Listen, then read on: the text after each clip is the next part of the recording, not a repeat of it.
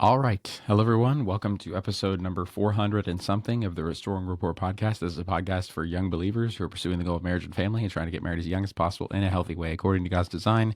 My name is Seth Hensley. I come on twice a week, every week on Thursday and Sunday to discuss not only the benefits of getting married young, but I try to equip and encourage you in your pursuit of that goal. And today we're going to be reviewing an article that was written by somebody who may be familiar to you.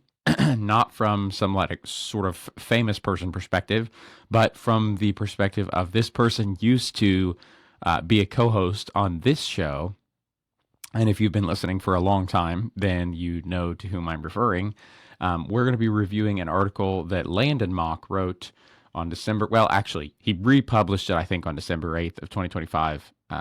And he wrote it a long time ago. He said it was, when he texted me, I think he said it was deep in his Google Docs, so, or something like that. So he's republishing this. But I wanted to review it because I wanted to read it myself, and I want to, let as many of you as can benefit from it do so. So without further ado, let's go ahead and get started today. So I actually don't know what we're going to be talking about today, but I would imagine it has something to do with being a husband and father, as the title is "Who Relies on You?" So just ask yourself that question today as you listen to this, and we're probably, I would say, just knowing Landon, going to be getting into some benefits of taking on responsibility and meaning, and how you, by avoiding responsibility and meaning and difficult things and taking care of other people, you're really sabotaging your own happiness, as well as God's purpose for you in all likelihood. So without further ado, let's go ahead and get started. Again, this is written by Landon Mauk, and it was published this past December 8th, and it is entitled "Who Relies on You?" He says, as a 22-year-old man, I have taken on a lot of titles in my life. My favorite that I have taken on in my life would be Christian, husband, and father, in that order.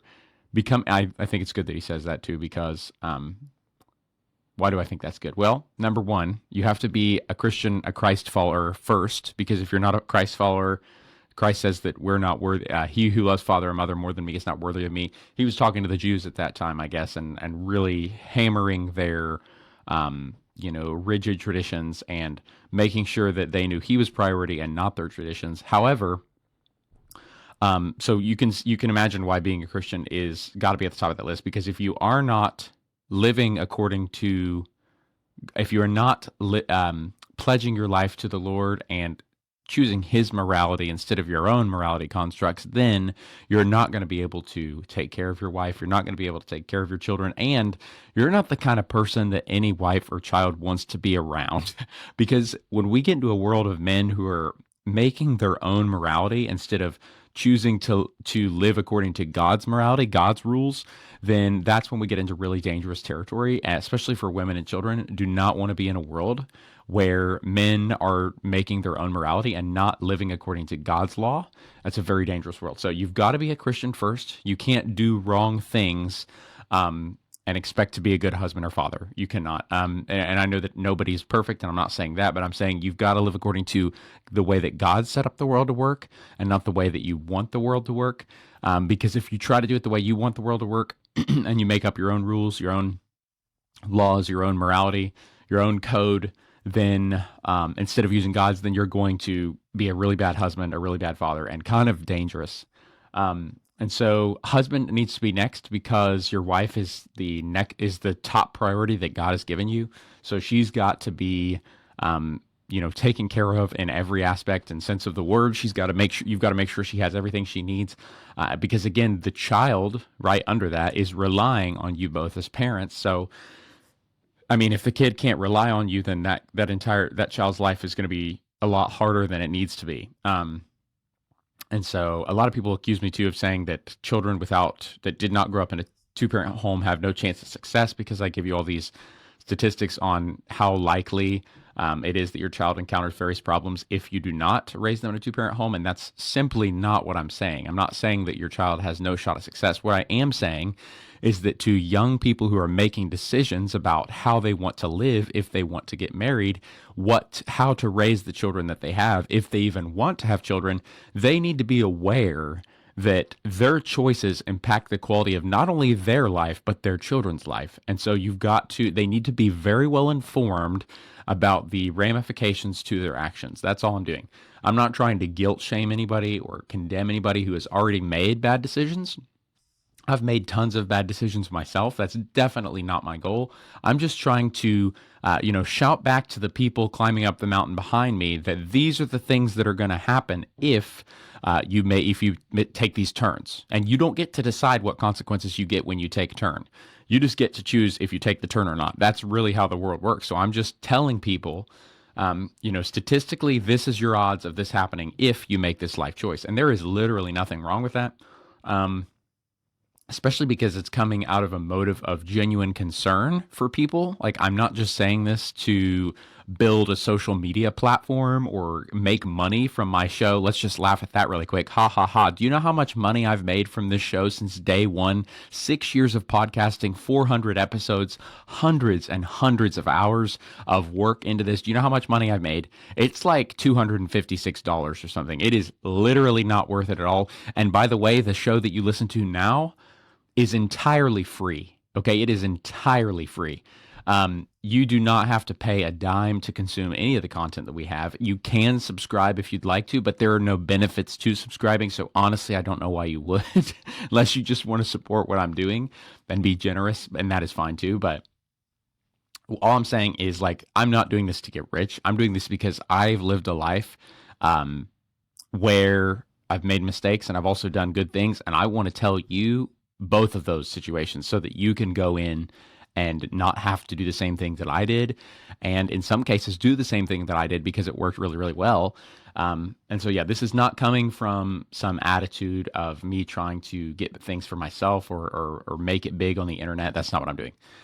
But he says, becoming a husband and father in the last year and a half has been the most exciting, entertaining, and beneficial chapter of my life so far. So okay.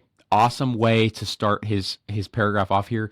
Being a parent, being a husband, being a father is way too often presented as boring, demanding, emotionally draining, exhausting by the vast majority of husbands and fathers that I know today. And sadly, and sometimes it's in this joking sense, sort of like, guys joking with each other about how hard, but I think we really need to be careful joking to especially young men about how hard it is to be a husband and father, because again, being a husband and father is in all likelihood that person's greatest chance at happiness and the purpose that God has intended for most young men. So let's not try to present it as some sort of exhausting way to live. You should talk about the benefits and the rewards and the joys and the amazing parts of marriage that, by the way, cannot be replicated through any other romantic living situation or lifestyle. Way more than you talk about the downsides. Okay, you should be talking about the good stuff way more than you're talking about the bad stuff. That's why I love when people start off their articles like this. Listen to what he says. Becoming a husband and father in the last year and a half has been the most exciting, entertaining, and beneficial, I would underline that, chapter of my life so far. That is how you're supposed to talk about marriage. Not be like, yeah, man, my wife just won't get out of the bathroom and my kids are spilling Cheerios everywhere. And I just stop doing that. All the young people are hearing you right now and going, I'm going to avoid marriage at any cost because I don't want to live like this guy. All right. And also, maybe you are miserable in your own marriage, but and parenting life, but all I can say as a recent married guy and soon to, well, I'm already a father technically, I guess, but soon to be father of a extra utero child is, man, you must be doing it wrong because I've never had more fun in my life being a husband and father. And I'm with Landon on this, man. Taking on responsibility and taking care of other people can be the most rewarding, beneficial, intrinsically rewarding experience you can ever have as a child of God. It is, in all likelihood, again, with reference to that Doug Wilson video on singleness we just did a couple episodes ago. If you don't know if you're designed for the life of celibacy or marriage, then I highly encourage you to go watch that video, because let me tell you something, in all likelihood you're probably made for the road of marriage. And so because you're made for the road of marriage by God, there's going to be a lot of good things that come to you when you choose to go God's way. And I know Landon and Maddie are doing an awesome job doing that. So shout out to them, yes, but also just shout out to them for presenting it as a good thing, man, because a lot of people don't. Lena says, it has created a need for growth in my life that motivates me to do my best in every part of my life and allow God to grow me in those positions. This does not mean that I am never lazy solely because I have a wife and child, but it definitely makes a difference in how I view responsibilities I have in my life. This is a really good sentence here. And people often say things like, Landon's words here, he says, were that having a wife and child motivates him to do his best in every area of life. And a lot of things that I hear people say sometimes about, they complain about young men in their life. They say they're lazy, they won't get off their butt, they don't do any cleaning, they just lay on the couch and they play video games and they eat junk food, and they basically they don't challenge themselves in any aspect of life except video games. That's just kind of their only thing, and they don't do anything to contribute and support those around them, which is exactly what a man shouldn't do. And people complain about young men, but the point that I always make is just like, man, does that young man even have a target to get off the couch for? Because in all likelihood, the target that he's designed to get off the couch for has been removed from him, not only by culture, but perhaps in the way that you raised him, and perhaps in the way that everyone in his life is telling him the way the world is. And marriage was supposed to be that target. Okay, marriage was supposed to be the incentive that motivated him into, doing things that put responsibility on himself. And instead of giving him that target and encouraging him toward that target, and telling him what an awesome thing that target is, we're presenting marriage and children as the most miserable way you can live your life. So we've now removed his target, the only target that was going to get him up off of his butt, and making a responsible adult of himself, and we have replaced it with nothing, just video games. Like, we haven't replaced it at all. And so that guy has literally no reason to get off the couch, because he has no goal worth fighting for. He has nothing to pick up his cross for, as scripture would say. The Bible says Jesus picked up his cross endured the cross, for the joy set before him. And we have removed the joy set before young men today, which was supposed to be marriage, and we're expecting them somehow to pick up their cross anyway. It's like, sacrifice is not sacrifice for no reason. You sacrifice so that you can get the gold. Okay. And the gold was supposed to be marriage. So if you change young men's mind, if you say over and over and over and over, marriage is crap, marriage is crap, marriage is crap, eventually, hang on, they might start believing you, especially if you have your actions speak louder than your words. So if you're talking to them about that and they're seeing you say that from a really unhealthy marriage, then man, they're going to believe you. And guess what? You just removed the only reason that they would ever get off their butt. They're going to be a lazy individual for the rest of his or her life, probably his. I'm talking to the guys right now, because they have no goal, okay? So please, please, please, please, please, please do not present marriage as this awful thing or something that is just an option for young men. You need to present marriage as, this is what God has called you to do in all likelihood. And if you want to go against that, then you better give me some pretty darn good scriptural reasons, not selfish reasons, scriptural reasons for remaining unmarried, because there's only one. We talked about that in the episode prior to. So go back and listen to that review we did from Doug Wilson a couple episodes ago. It's actually aired right now as of the date of this recording. I'm recording this on the 14th of December, and it came out probably like last week. So yeah, check around December, like the 7th area, and you'll find that. But really good article from Landon so far. He says, in order to help encourage others and myself, I think it is important to go through certain thought exercise. This is for both men and women. Look at the people around you. Who do you have in your life that relies on you? What do they need from you? What would happen to them if you decided to stop being there for them? When we look at our life in this way, it highlights our vocation. Great thought exercise here. So look at the people around you. Take a minute to close your eyes, unless you're in the car driving or whatever. Take a minute to close your eyes. Imagine the people in your life who rely on you. I'm thinking of my child that's coming into the world. I'm thinking of my wife that I've had, and my beautiful, amazing wife that relies on me for a lot. I'm thinking of my family. They don't rely on me to meet needs that are necessary for life, but they do rely on me for a lot of fun stuff and to be, a constant presence in their life. I'm thinking of the people that I minister to. Those people would have a harder life if I were not there. So then you need to look at those things, and you need to I think he's saying, find your vocation in that. And I would say you probably already got that vocation. If you've got people that are relying on you in really big way, and the more they're relying on you, the better, in my opinion. Because like if you're just providing a little bit of value for the people in your life, it's like, yeah, that's great. And I'm not minimizing service and I'm not minimizing ministry, but man, if somebody's relying on you for everything, um, that's a lot of responsibility and therefore a lot of intrinsic reward that comes through service and responsibility for taking care of someone else. So just, I would encourage you, man, don't run from it. He says, as a man, I look around and I see that there are many people who rely on me in some way: my wife, my son, my family, my brothers and my sisters in Christ, even those in my workplace. I know that the vocations that I'm called to is being a good husband, father, friend, family member, and worker. When I look at my wife, I see the ways that my son and I rely on her and how beautiful her vocation as a wife and mother is. She takes care of all of our basic needs. She allows me to look to the future and create plans for our family. Without her, I would either have to focus more on the present or I would not eat due to thinking of tomorrow. I can get motivation from her. But what is your vocation? Are you called to be a good father? Maybe you are called to be a good son. I would say probably you're called to be both. Our callings could be more prominent in different seasons in our lives, but this does not make them less important in other seasons. I am still called to be a good son now that I have my own, but I have obtained more responsibilities in my small family. When I was younger and still living in the home with my parents and siblings, God wanted me to respect my parents and love my siblings. When I failed at meeting those commands from God, it made my life much harder. As many of you young people can attest.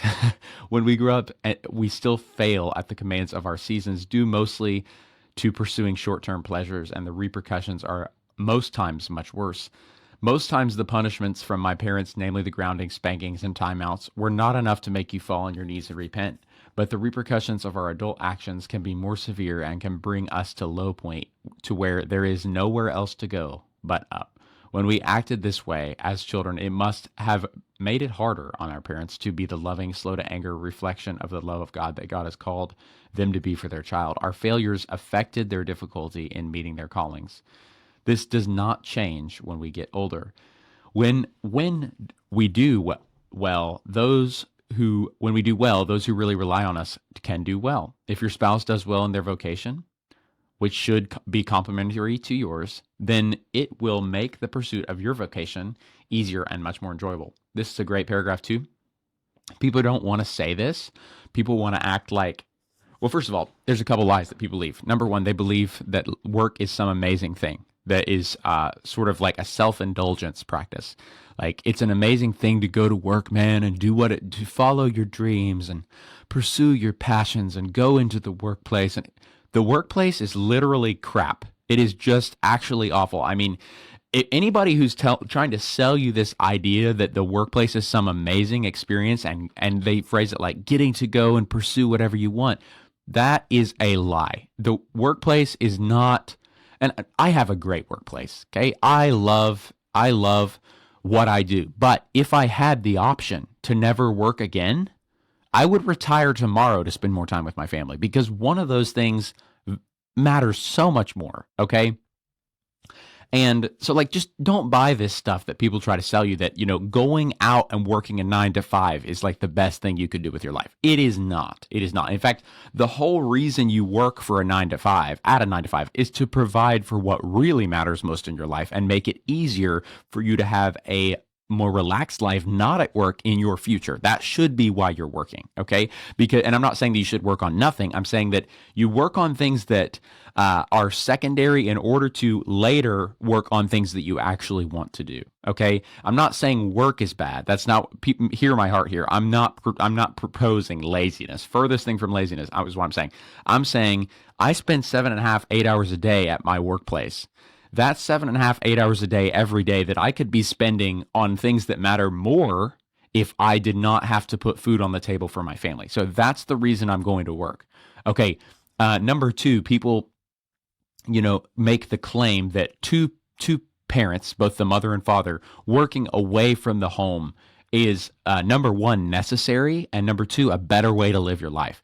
I would say both of those things are, I think that for a time that's good. Like, my wife and I were able to squirrel away a lot of savings by both working at the same time to buy the house that we have now. But I also don't think that that is a sustainable way to live, or the way that you should live for a long period of time, because your home economy is totally uncared for.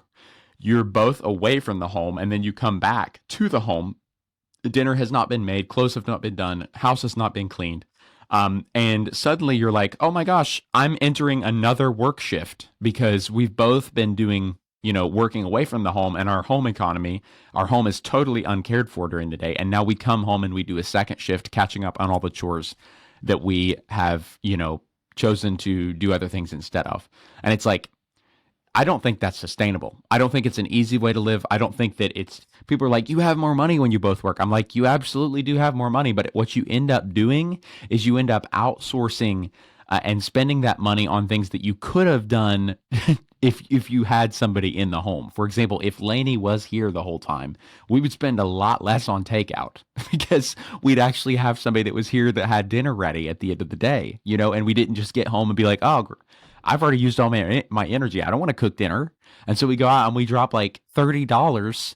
And it's like, that's $30 every single work day that we could have had if one of us was not working. It's okay. Like, there's a trade-off is the point I'm making. Okay. I'm not saying, like, yes, you do have more money when you're both working. That's apparent. That's obvious.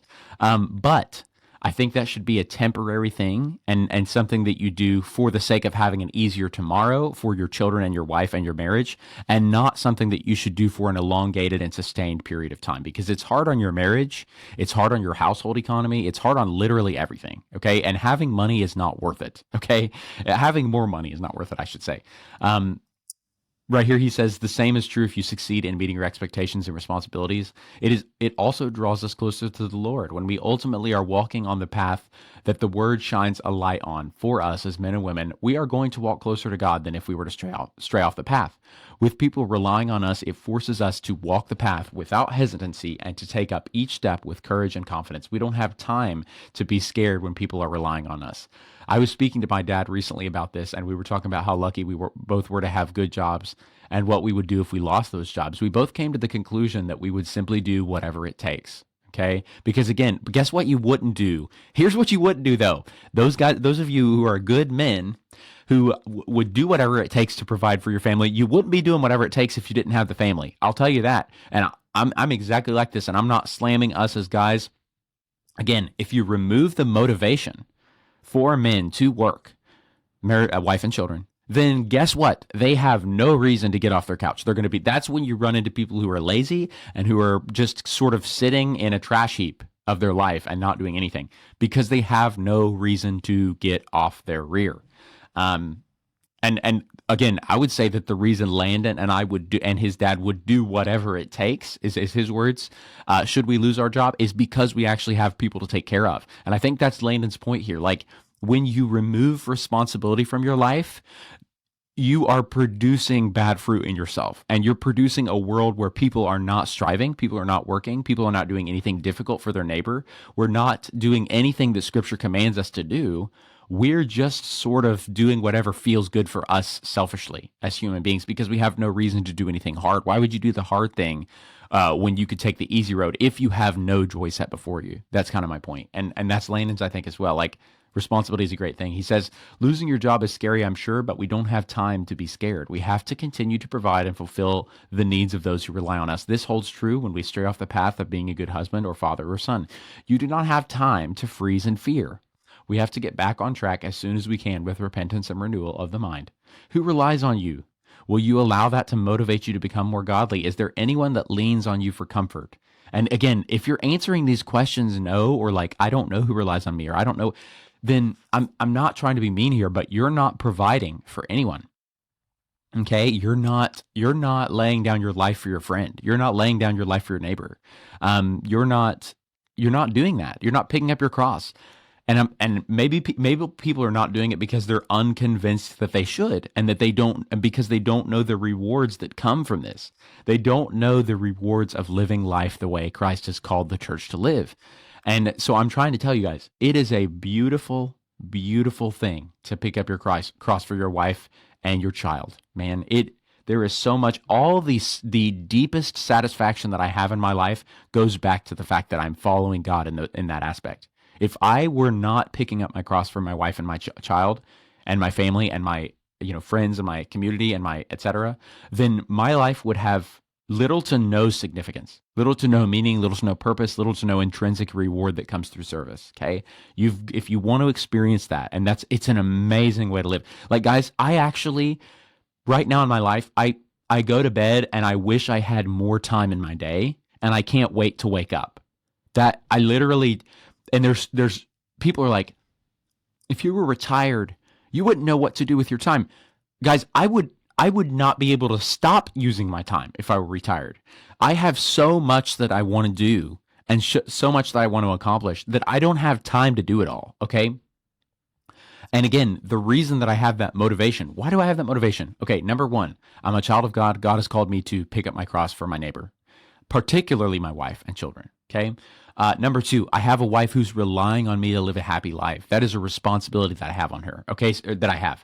So I am going to take care of her. And by taking care of her, I fulfill this need that I have as a man to look after someone other than myself. And that incentivizes and motivates me to do more for the people around me. Same thing for my soon to be daughter. Okay. Um, and so he says, someone who looks to you for protection, who needs to trust that you will not stand idly by when the need arises, but will get involved on their behalf, even when it's inconvenient to you. Again, this is for me, all the answers to this, most of them is my wife and kids. Okay. And then out from there, there are more like he said, the workplace, my workplace, I have 650 students in my workplace now, and they do rely on me to some extent. They rely on me to be there for them for the 40 minutes a week that I have them. They rely on me to, some of them rely on me more than others, depending on if they already have this need met. But some of them need me to be a listening ear for them. Some of them need me to be a fun teacher that is a class they actually look forward to. Some of them need to rely on me to build a relationship with them instead of prioritizing their grades over the relationship. And so they rely on me, but it's to less of an extent than my wife. Like, what my wife relies on me for a lot more, and I rely on her for a lot more than that. Okay, so there's like a tier system to this. There's a priority. People rely on me to different extents. So yes, those 650 students do rely on me, but they don't rely on me for a lot. Like, I'm not feeding them, clothing them, driving them to school, taking care of their home, providing them shelter, paying their electric utility bills, feeding them. I'm not doing all that. Okay. They're just relying on me for other things, and that's great. And I love that. But my point is, like, people, you need to have and I get intrinsic reward from that too. But my point is, I get way more intrinsic reward from serving my wife than I do from any other outlet of service, because she relies on me for more. Okay. And that's the same. I rely on her for more. So I imagine she gets the same. But he says, when we give our time, effort, and thoughts to the responsibilities we have for those around us, it helps us by turning us towards God, forcing us to act more like Jesus. Landon, Mauk, launched 6 days ago. Really good. And it was, here's the original published date. Original published date was 3/10/24. Okay, so it was published in March of 2024. Really good though. And again, this concept of forced maturity, people are like, you're not mature enough to get married. I'm like, you're not mature until you get married. Because when you get married, man, your choices are either sink or swim. And you learn to swim pretty darn fast if you want a happy life. Okay. And so, like, forced maturity is really what marriage and parenting does to you. It's like, it throws you into the deep end, and it's like, okay, now you're responsible to not drown with your child.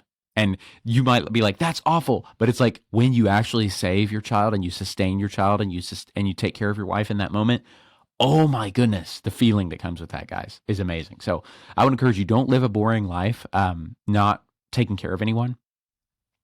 Don't live a life where you're only looking after yourself and your own interests.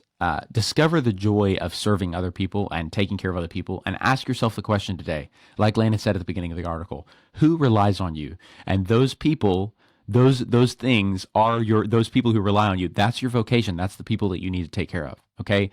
And so I hope you guys have enjoyed this episode today. If you have, reach out and let me know what you thought of it through the link in the show notes. Actually, there's no link in the show notes. Just use the YouTube comments or the Restoring Rapport Facebook or Instagram page. Would love to hear from you there. It'd make me feel super connected to you as an audience member, and make the podcasting system two-way. Let me know your story as well as how you found this show. I would love to hear that as well. And give me your thoughts on Landon's article. And, I'm sure he would love to hear your thoughts on his article. You can message him, or become Facebook friends with him or whatever, connect through him online, or you can message the show and I'll like forward it to him or something. But again, his name is Landon Mauk. He's on, I know he's on Facebook and Instagram. He's probably on X, I would imagine. I don't know, but you can connect with him there, the author, if you'd like. So thank you guys so much for listening today, and I will talk to you next time. God bless you.